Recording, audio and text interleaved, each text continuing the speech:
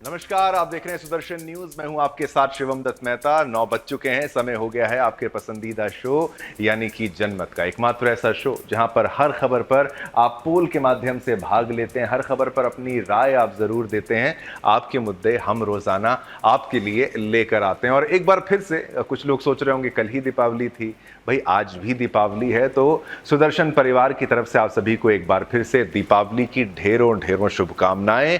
और आज भी भारत क्योंकि एक बड़ा देश है, विविधता में एकता का संदेश देता है, जगह जगह पर दीपावली की तस्वीरें, दीपावली पर लोगों ने कैसे दिवाली मनाई। और केवल भारत ही नहीं, भारत को छोड़िए और बाहर भी जाके देखिए, मिडिल ईस्टर्न कंट्रीज में वहां पर भी दीपावली मनाई गई और साथ ही साथ अमेरिका में दीपावली मनाई गई। तो शुरुआत जो हम करेंगे ना, वो सबसे पहले हम बात करेंगे दीपावली की, कि भाई दीपावली की जो सुंदर खूबसूरत तस्वीरें कैसी कैसी हैं, उसके साथ शुरुआत करेंगे। तो एक बार फिर से दीपावली की शुभकामनाओं के साथ आपको दिखाते हैं तस्वीरें।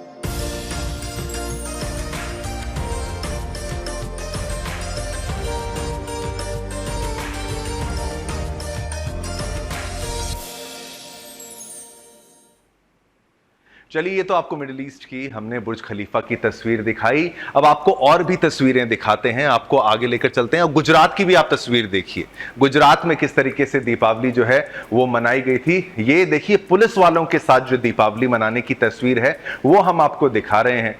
मैं चाहूंगा ये तस्वीरें आपको पूरी दिखाएं ताकि आप अच्छे से इनको देखें। और ये पुलिस वालों ने गरीब बच्चों के साथ, सोसाइटी के बच्चे जो गरीब वहां पर मोहल्लों के बच्चे थे, उनके साथ दीपावली मनाई थी। और दीपावली में उनके सुख दुख के साथ वहां पर ये मौजूद गुजरात पुलिस की तस्वीर है। तो आप सोचिए, लोग सोचते हैं कि भाई पुलिस वालों को जो छुट्टी नहीं मिलती, कैसे उनकी दीपावली मनाई गई है। तो ये तस्वीर देखिए, और ये एक सद्भावना का, एक प्रेम का संदेश। अक्सर मैंने देखा है कि माँ बाप बच्चों को ये कहते हैं कि भाई अगर तुम पढ़ोगे नहीं तो पुलिस वाले को बोल देंगे, अगर तुम ऐसा नहीं करोगे तो पुलिस वाले को बोल देंगे।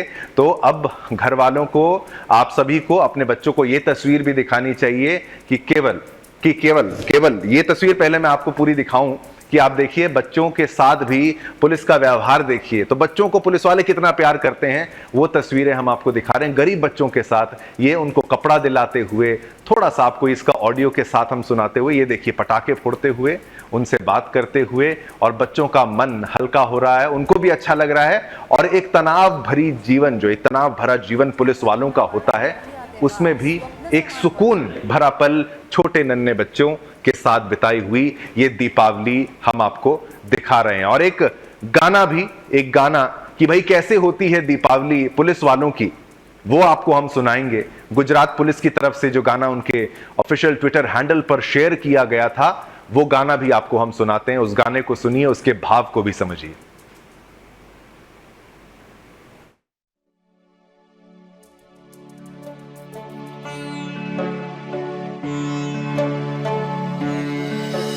अंधेरा दूर करने की अब तो ठानी है, जग को रोशन करने की मनमानी है। परिवार से होके दूर है फर्ज को अपनाते, इस बात पे हाँ गर्व है, सेवा हमारा पर्व है। दीपावली हमारी दीपावली, कुछ ऐसी होती है पुलिस की दीपावली। कुछ उजालों के बादल हर मौसम बरसते हैं। तो चलिए, ये हमने आपको गुजरात की तस्वीर दिखाई, पुलिस की तस्वीर दिखाई, और कैसे उनके लिए बहुत कठिन होता है। हर त्योहार पे पुलिस को देखिए, ज़्यादातर त्योहारों पर आपको छुट्टी की उम्मीद रहती है, हमको छुट्टी की उम्मीद रहती है, लेकिन सोचिए, चाहे पुलिस सर्विस हो, चाहे फायर सर्विस वाले हों, चाहे देश के फौजी जवान हों, इन लोगों को छुट्टी बिल्कुल भी नहीं मिलती है। और तो देखिए, एक तो भारत में एक आपको बताऊं, जहां पर विरोध किया जाता है, पटाखे मत फोड़ो, ये मत करो, दिवाली मत बनाओ, और कुछ एक एजेंडा वाला गैंग जो है ना, वो कहता है कि भाई आपको दिवाली पर ये नहीं करना चाहिए, वो करना चाहिए, जानवर परेशान हो जाते हैं। हालांकि वो कितना मांस भक्षण कर रहे हैं लोग, वो उसके बारे में नहीं बोलते, लेकिन पटाखे से जानवर डर जाता है, मरने से जानवर नहीं डरता। ये एक ऐसी विडंबना की तस्वीर वो लोग पेश करते हैं। लेकिन मिडिल ईस्ट की दिवाली की तस्वीर भी आपको दिखाते हैं। चलिए, कुछ तस्वीरें आप वो भी देखिए, कैसे धूमधाम से पटाखे फोड़ते हुए वहां की ये तस्वीर है।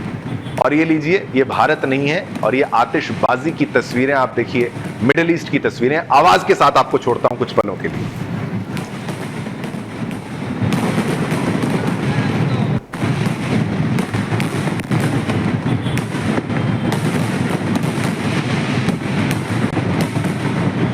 कुछ सरकारें मना करती हैं, पटाखे मत फोड़ो, पर्यावरण का वास्ता देने की बात कही जाती है, तो क्या केवल दीपावली में ही प्रदूषण होता है क्या? ये वो तस्वीरें हैं।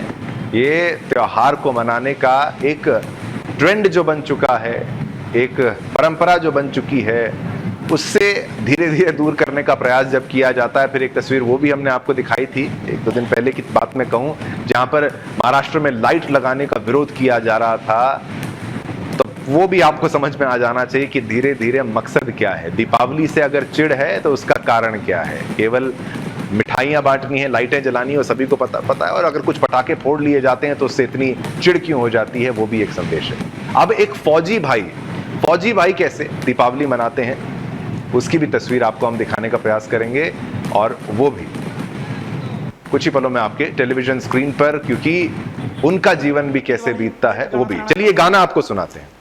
कादा तेनू फौज विच पाया पुत्रा, ऐतकी दिवाली ते ना आया पुत्रा। कादा तेनू फौज विच पाया पुत्रा, भैन दे विआह ते भी ना आया पुत्रा। ऐतकी दिवाली नू ताया जा फौजी आवे लगे, इंज जिवे उत्थे घर वाली हुंदी आ। सारा दिन कन्ना विच फैर गूंजदे मां साडी, बार्डरां ते रोज ही दिवाली हुंदी आ। सारा दिन कन्ना विच फैर गूंजदे मां साडी, बार्डरां ते रोज ही दिवाली हुंदी आ। Happy Diwali, happy Diwali. मैं एक गाना, तो ये हमारा सिख समुदाय का भाई जो है, ये गाना गा रहा था, पंजाबी में ये गा रहे थे, और ये कह रहे थे कि भाई माँ कह रही है, बेटा तुम्हें मैंने क्या आर्मी में डाल दिया, क्या फौज में डाल दिया, ना तुम दीपावली में आ पाते हो, ना बहन की शादी में आ पाते हो। तो बेटा जवाब देता है कि भाई बॉर्डर पर हम रोज आतिशबाजी करते हैं, रोज हमारी दिवाली होती है, बॉर्डरों पर रोज गोलियां चलती हैं, हमारे लिए रोज दीपावली है। तो एक सलाम हमारी तरफ से भी, एक सैल्यूट हमारी तरफ से भी इन सभी वीर जवानों को, इन पुलिस वालों को, इन फौजियों को, हर एक सर्विस वाले को, जो कि सोचिए, दीपावली के दिन आप सोचते हैं कि अपने छोटे बच्चों के साथ या अपने माँ बाप के साथ, अपनी पत्नी के साथ आप समय बिताएं, तो मन तो इनका भी करता है ना, लेकिन ये आपके लिए ये कुर्बानी देते हैं, ये बलिदान देते हैं, तो इन सभी को हम सैल्यूट कर। चलिए, ब्रेक के बाद पुनः आपका स्वागत है। तो दिवाली क्योंकि आज भी है, इसलिए भूल मत जाना इसको, कई जगहों पर आज भी दीपावली मनाई जा रही है। महाराष्ट्र की भी तस्वीरें हमने आपको बताई थी और विश्व की दीपावली के बारे में बताई। अब चलिए आपको लाल चौक की तस्वीरें दिखाते हैं, वहां पर भी क्या खूबसूरत दीपावली है। दृश्यों और ऑडियो के साथ कुछ पलों के लिए पहले छोड़ता हूं।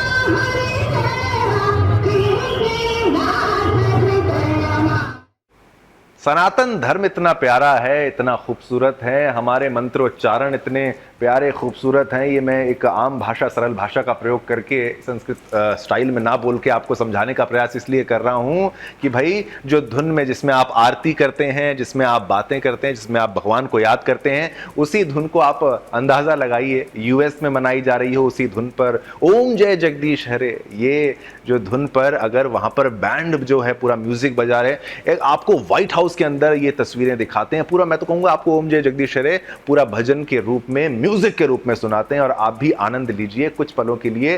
भक्ति कोई भी करे, भगवान सभी का भला करता है और हैप्पी दीपावली सभी की तरफ से होती है, सभी के लिए होती है, शुभ दीपावली होती है। ये तस्वीरें व्हाइट हाउस की आपको दिखाते हैं।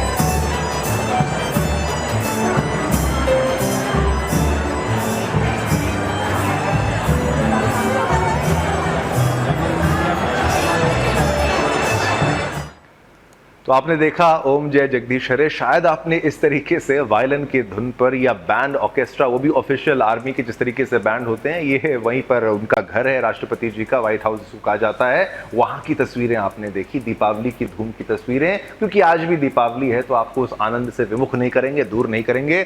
अब आपको उत्तर पूर्वी राज्य नागालैंड से ऐसी खूबसूरत आतिशबाजी की तस्वीरें दिखाएंगे कि आप भी चौंक जाएंगे। और उन लोगों के लिए भी संदेश है, उस गैंग के लिए भी संदेश है कि भाई पटाखे मत फोड़ो। देखिए एक पूरे स्टेडियम में बैठकर ऑर्गेनाइज ढंग से कैसे पायरोटेक्निक्स का इस्तेमाल कहा जाए, कुछ कहा जाए, लेकिन कैसे पटाखे फोड़े गए और लोगों ने लुत्फ उठाया, आनंद उठाया, वो तस्वीरें भी आपको दिखाते हैं, साउंड के साथ सुनाएंगे।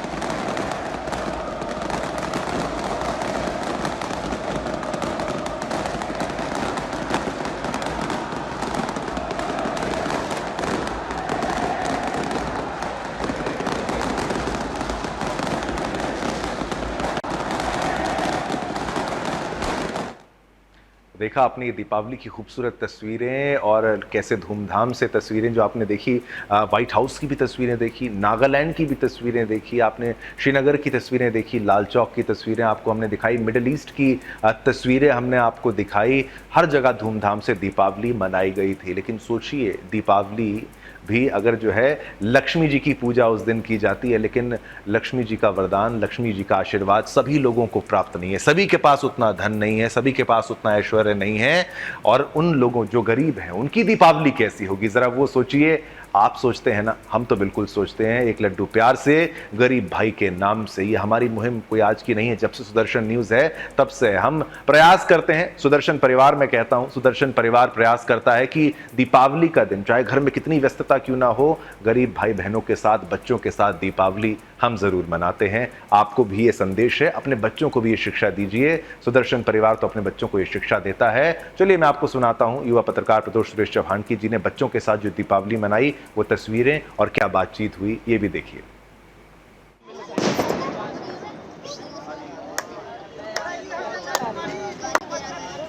दोस्तों नमस्कार, आप सुदर्शन के सभी दर्शकों को दिवाली की ढेर सारी शुभकामनाएं। जैसा कि आपको पता है कि प्रतिवर्ष सुदर्शन न्यूज़ और राष्ट्र निर्माण ट्रस्ट हर वर्ष एक लड्डू प्यार से गरीब भाई के नाम से इस मुहिम को कई वर्षों से करता आ रहा है। और इस साल भी हम पिछले पूरे हफ्ते भर हमने कुछ नंबर्स चलाए, उस पर आप लोगों ने कंट्रीब्यूशन किया और सुदर्शन और ट्रस्ट ने भी कंट्रीब्यूशन किया। और अब हम यहाँ पर नोएडा की एक बस्ती में आए हैं और जो हमारे भाई है, हम भी दिवाली मनाते हैं तो इनकी भी दिवाली होनी चाहिए। तो इसलिए अगर हम मीठा खाते हैं तो ये भी तो डिज़र्व करते हैं ना।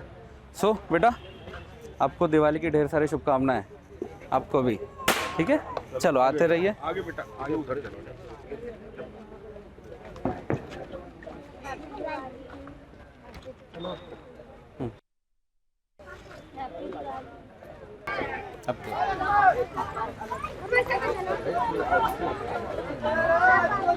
चलो। क्या नाम है इसका? क्या नाम है?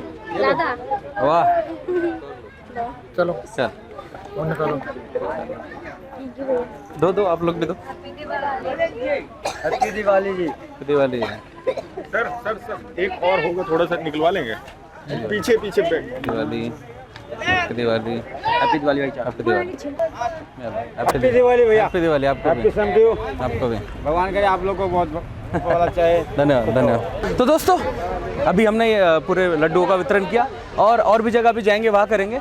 और साथ के साथ हम आपको भी आह्वान करते हैं, आपसे भी रिक्वेस्ट करते हैं कि आप भी बाहर जाइए और अपने आसपास के लोगों को, जो मतलब हमारे जैसे नहीं दिवाली मना सकते, उनको हेल्प करें, कुछ फाइनेंशियल एड प्रोवाइड करें, दीपक दे, लड्डू दे, जो आपसे हो सकता है वो करिए। इसमें कोई वो नहीं है कि हम कम दे सकते हैं, वो ज़्यादा दे सकते हैं, ऐसा कुछ नहीं है। जितना आपसे बनता है उतना करिए और साथ में अपने घर के बच्चों को ज़रूर लेके जाइए, ताकि फिर वो भी आगे आने वाले टाइम में वो भी सबको दें। तो इसी के साथ आप सबको दिवाली की ढेर सारी शुभकामनाएं। हैप्पी दिवाली। हैप्पी दिवाली।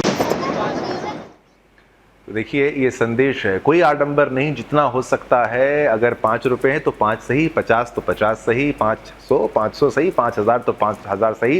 जितनी आपकी क्षमता है उतनी गरीबों की मदद करिए, सह परिवार करिए और आस पड़ोस के लोगों को भी लेके जाइए। सभी दीपावली मनाएं, ताकि जो गरीब हैं, जो सनातनी हैं खास तौर पर, इस एजेंडा को भी समझिए। कुछ जो वामपंथी हैं ना, और कुछ जो धर्मांतरण का षड्यंत्र रच रहे हैं, वो गरीबों को ही निशाना बनाते हैं। तो आपको गरीबों के साथ दीपावली अवश्य मनानी है, हर साल मनानी है। प्रभु श्री राम भी आपको अधिक आशीर्वाद देंगे। चलिए इस खबर पर, क्योंकि जनमत कार्यक्रम है, पोल भी रहता है, प्रश्न आप सुन लीजिए। वामपंथियों के निशाने पर हिंदू त्योहार हैं क्या? 95% लोगों ने कहा हां, 5% असहमत हैं। चलिए अब एक छोटा सा ब्रेक लेते हैं। ब्रेक के उस पार मुख्य खबरें आपका इंतजार कर रही हैं। बात करेंगे तिरुपति मंदिर मंत्री के रूप में शपथ लेने के अगले ही दिन चंद्रबाबू नायडू परिवार के साथ तिरुपति में भगवान वेंकटेश्वर स्वामी मंदिर पहुंचे। भगवान वेंकटेश्वर के दर्शन पूजन के बाद मुख्यमंत्री ने तिरुपति तिरुमला मंदिर प्रशासन को शुद्ध करने के साथ साथ हिंदू धर्म की रक्षा का प्रण लिया। उसके कुछ दिनों बाद ही तिरुपति के महाप्रसादम में गाय और सुअर की चर्बी की मिलावट का मामला सामने आया, खुलासा हुआ है। लेबोरेटरी की जांच रिपोर्ट में मिलावट का पता चलने के बाद बवाल मचा। पूर्ववर्ती जगन मोहन रेड्डी की सरकार और भगवान वेंकटेश्वर में उनकी आस्था पर सवाल उठने लगे। एक बार फिर हिंदू मंदिरों के प्रबंधन से गैर हिंदुओं को बाहर करने का मामला तूड़ पकड़ने लगा। सुदर्शन न्यूज के प्रधान संपादक और सीएमडी डॉक्टर सुरेश चौहान के जी ने भी कोर्ट में याचिका लगाकर मंदिरों के प्रबंधन से गैर हिंदुओं को बाहर रखने की मांग की और अब हिंदुओं के एकजुट प्रयास के परिणाम सामने आना शुरू होने लगे हैं। तिरुपति तिरुमला देवस्थानम प्रबंधन ने मंदिर प्रबंधन से मुसलमानों और क्रिश्चियनों को बाहर करने का निर्देश दे दिया है। तिरुपति तिरुमला देवस्थानम बोर्ड के नवनियुक्त अध्यक्ष BR नायडू ने 31 अक्टूबर को कहा कि तिरुमला में काम करने वाला हर व्यक्ति हिंदू होना चाहिए। आगे उन्होंने कहा कि जो गैर हिंदू मंदिर प्रबंधन में पहले से काम कर रहा है, उन्हें दूसरे विभागों में भेजने या स्वैच्छिक सेवानिवृत्ति यानी VRS वॉलंटरी रिटायरमेंट सर्विस देने की तैयारी हो रही है। मंदिर की पवित्रता की रक्षा के लिए किए जाने की बात भी उन्होंने कही है। हिंदुओं की एकजुटता का परिणाम यह है कि तिरुपति तिरुमला मंदिर मामले में तो देखने को मिलने ही लगा है, लेकिन देश के दूसरे मंदिरों के प्रबंधन से गैर हिंदुओं को बाहर करने के लिए लड़ाई अभी जारी है। तमिलनाडु और केरल के दर्जनों मंदिर अभी भी मुक्ति की राह देख रहे हैं।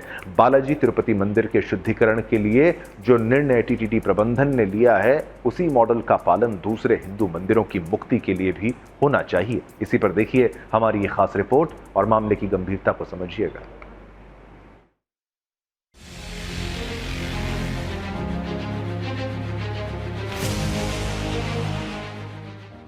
तिरुपति प्रसाद में चर्बी मिलाने वाले देवद्रोहियों के खिलाफ सुदर्शन न्यूज की मुहिम रंग लाई है। हिंदू देव स्थानों से अधर्मियों को दूर करने का सुदर्शन न्यूज का प्रयास सफल हुआ, क्योंकि तिरुमाला तिरुपति देवस्थानम यानी टीटीडी बोर्ड के नए अध्यक्ष BR नायडू ने अब ये साफ शब्दों में कह दिया है कि तिरुपति मंदिर में काम करने वाले सभी लोग सिर्फ और सिर्फ हिंदू होने चाहिए। जिस बात की मांग सुदर्शन न्यूज तिरुपति प्रसाद विवाद के समय से ही करता चला आ रहा है, क्योंकि अगर तिरुपति बालाजी मंदिर में यदि पहले ही सभी कर्मचारी हिंदू होते तो ना तो मंदिर के पवित्र प्रसाद में जानवरों की चर्बी मिलाई जाती और ना ही लड्डू बनाने के लिए चर्बी युक्त घी का प्रयोग होता। इसलिए आज न सिर्फ आंध्र प्रदेश के तिरुपति बालाजी मंदिर से बल्कि पूरे दक्षिण भारत में मौजूद हिंदू मंदिरों को अधर्मियों के चंगुल से छुड़ाना अनिवार्य हो गया है। जहां काम कर रहे मुस्लिम और ईसाई लोग ना तो सनातनी परंपरा का ध्यान रखते हैं और ना ही हिंदू आस्था को समझते हैं। इसलिए दक्षिण भारत के तमाम मंदिरों की पवित्रता के लिहाज से मंदिरों में काम कर रहे गैर हिंदुओं से मंदिर को फौरन मुक्त कराना चाहिए। आंध्र प्रदेश के तिरुपति बालाजी मंदिर के अलावा दक्षिण भारत में ऐसे अनेकों मंदिर मौजूद हैं जहां भारी संख्या में मुस्लिम और ईसाई काम कर रहे हैं, जिनमें दक्षिण भारत के कई मंदिरों का नाम आता है। साबरीमाला अय्यप्पा मंदिर केरल, मीनाक्षी मंदिर तमिलनाडु, बृहदेश्वर मंदिर तमिलनाडु, वडक्कुमनाथम मंदिर केरल, कपालेश्वर मंदिर चेन्नई, कन्याकुमारी देवी मंदिर तमिलनाडु, श्री रंगम रंगनाथ स्वामी मंदिर तमिलनाडु, मुरुगन मंदिर तमिलनाडु, सुब्रमण्य स्वामी मंदिर कर्नाटक। आज आंध्र प्रदेश से लेकर कर्नाटक और केरल से लेकर तमिलनाडु तक के तमाम मंदिर अधर्म की चपेट में हैं, जो आज इन मंदिरों में काम करने वाले मुस्लिम और ईसाई कर्मचारियों की मार झेल रही हैं। ऐसे में आंध्र प्रदेश के तिरुपति बालाजी मंदिर की तरह ही तमाम दक्षिण भारतीय हिंदू मंदिरों से मुस्लिम और ईसाई घुसपैठियों को बर्खास्त करने की मांग सुदर्शन न्यूज करता है। Bureau report, Sudarshan news.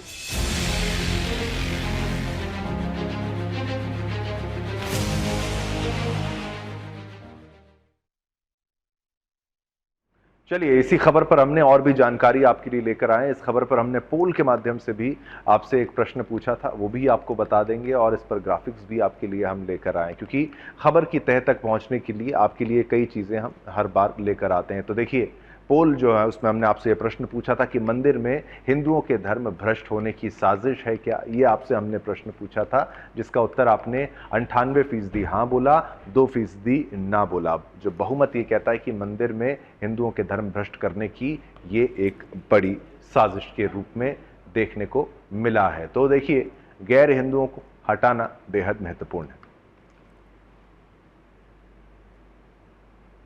बाहर ये मकान बिकाऊ है का पोस्टर लगा दिया है।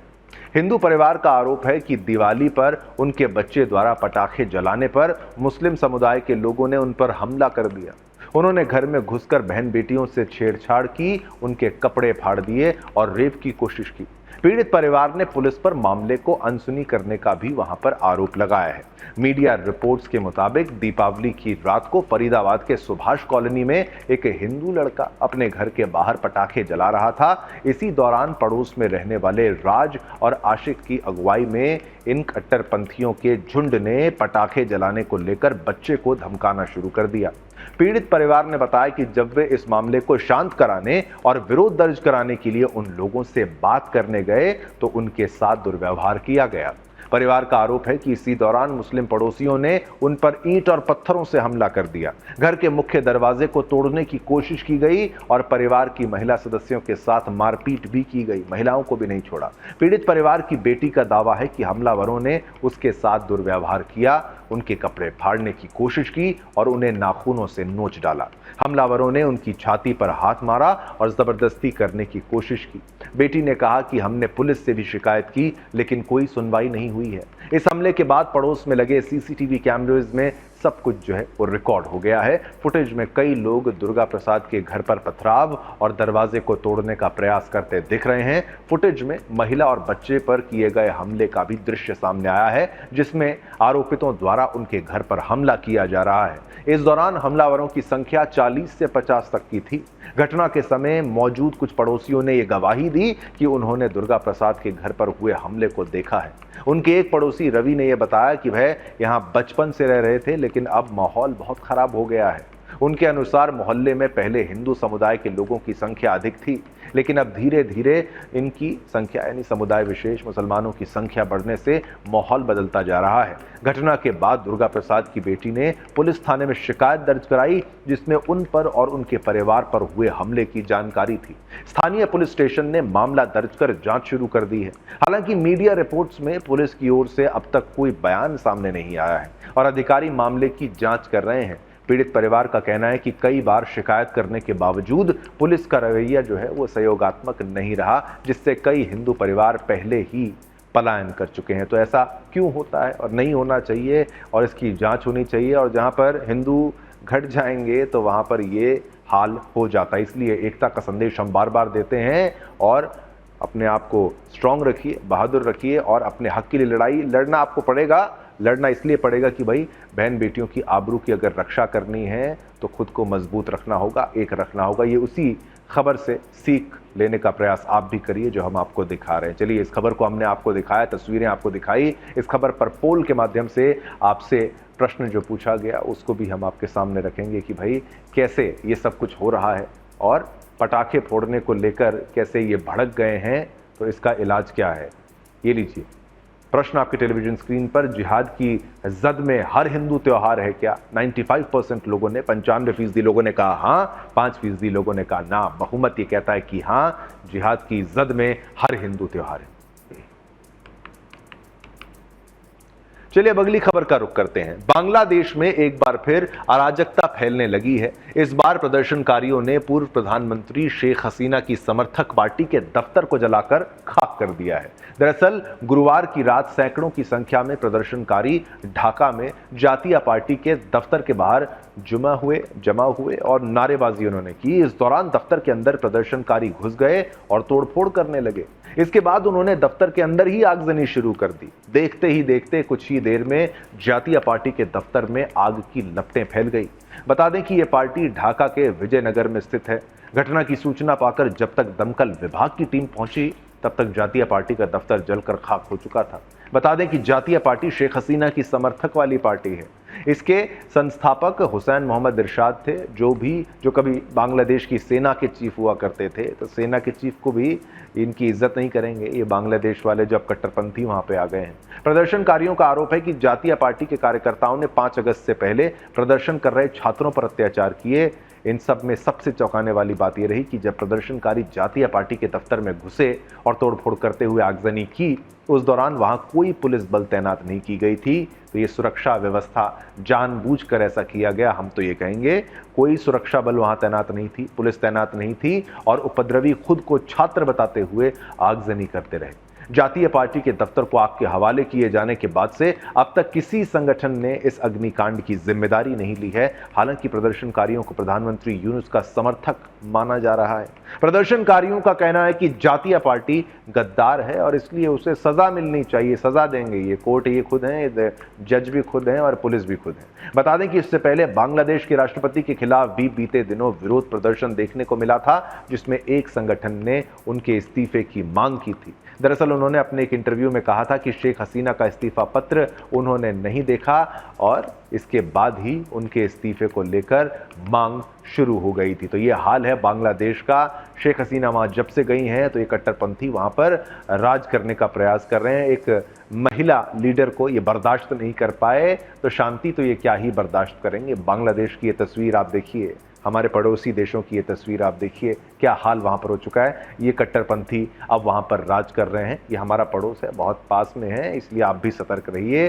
शेख हसीना को वहाँ से इन्होंने भगा दिया और अब ये अपनी कट्टरपंथी सोच जो है उसी को वहाँ पर चलाएंगे। चलिए, इसी खबर पर हमने आपसे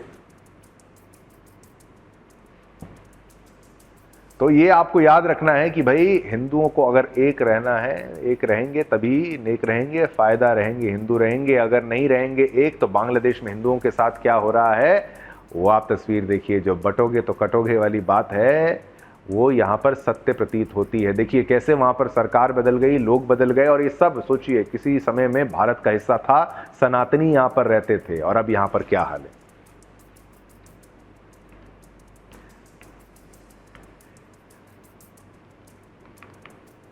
तो बटोगे तो कटोगे, ये जो बात है इसको मन में रखिए अपने, और सतर्क रहिए, सबसे ज्यादा जरूरी ये याद रखना है। चलिए इसी खबर पर पोल के माध्यम से जो प्रश्न पूछा गया वो भी आप उसका उत्तर दीजिए। आपने कितना उत्तर दिया है वो देखिए। बांग्लादेश को तबाह कर देंगे क्या कट्टरपंथी, ये हमने आपसे प्रश्न पूछा था। आपकी टेलीविजन स्क्रीन पर कुछ पलों में वो आएगा। लेकिन क्या बांग्लादेश में कट्टरपंथी वाकई तबाह कर देंगे, ये बड़ा प्रश्न आपको बताएं। जब हमने आपसे पूछा तो उत्तर क्या आया, ये लीजिए 95%। ये भी 95 का आंकड़ा यहाँ भी छू रहा है 95% का। 95% लोग कह रहे हैं हाँ तबाह कर देंगे कट्टरपंथी। 5% इस बात को नहीं मानते, लेकिन हम तो मानते हैं तबाह हो जाएंगी।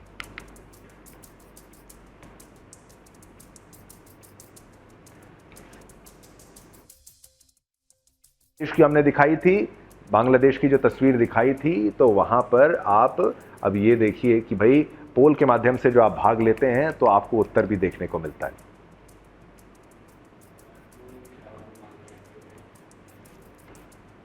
चलिए अब आगे बढ़ेंगे, अगली खबर का भी रुख करेंगे। अब बात करते हैं कर्नाटक की। कर्नाटक के हावेरी जिले के एक गांव में हिंदुओं को डर है कि वक्फ उनके मंदिरों और घरों को जब्त कर लेगा। उन्होंने आरोप लगाया कि कुछ स्थानीय मुसलमानों ने जिले के अधिकारियों को एक याचिका सौंपी जिसमें गांव में वक्फ भूमि का दावा किया गया था, जिससे दोनों समुदायों के सदस्यों के बीच अराजकता और पथराव हुआ है। सोचिए, अराजकता और पथराव हुई है। और सोचिए, मीडिया रिपोर्ट्स के अनुसार 30 अक्टूबर की देर रात हावेरी जिले के कदकोल गांव में तनाव फैल गया जब स्थानीय हिंदुओं ने आरोप लगाया कि मुसलमानों ने भगवान हनुमान मंदिर, देवी दुर्गा मंदिर और उसके आसपास की भूमि को वक्फ संपत्ति घोषित करने के लिए याचिका दायर की थी। उन्होंने मुसलमानों से इस बारे में पूछा, जिससे संघर्ष शुरू हो गया। विवाद की शुरुआत गांव के एक स्थानीय मुस्लिम नेता मोहम्मद राफी से हुई, क्योंकि चिंतित हिंदुओं ने उनका सामना किया, लेकिन ये जल्द ही पथराव तक बढ़ गया और अशांति में उनके घर पर भी हमला किया गया।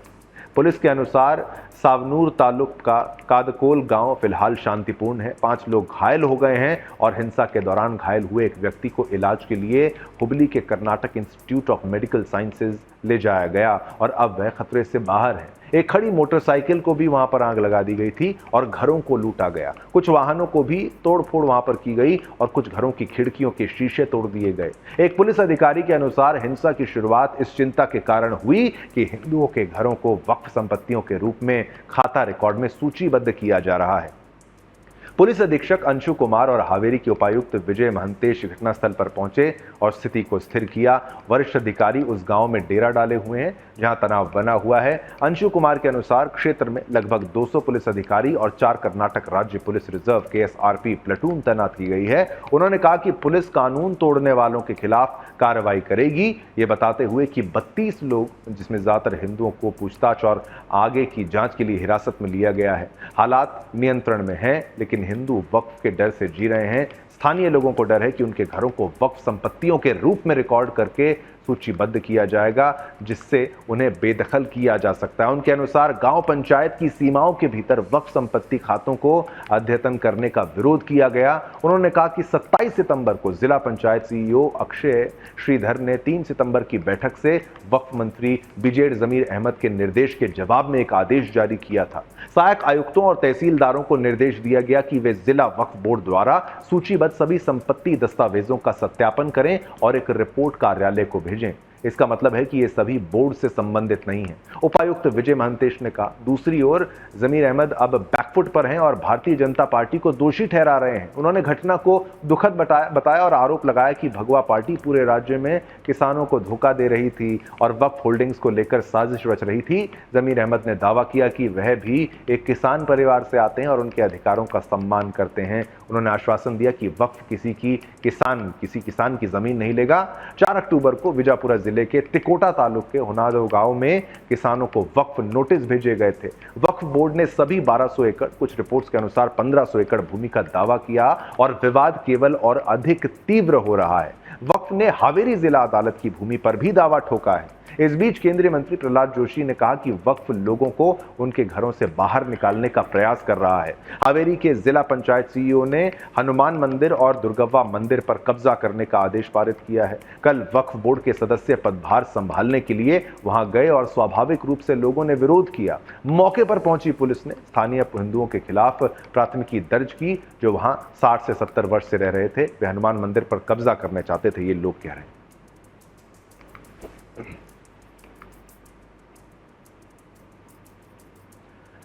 चलिए, आपने तमाम खबरें देखी और इस खबर पर भी हमने आपसे पोल के माध्यम से एक प्रश्न पूछा और वो प्रश्न आपके टेलीविजन स्क्रीन पर कुछ ही पलों में। क्या हिंदू विरोधी है कर्नाटक सरकार? ये आरोप लगाए जा रहे हैं क्या? ये 98% लोग कहते हैं हाँ, 2% लोग कहते हैं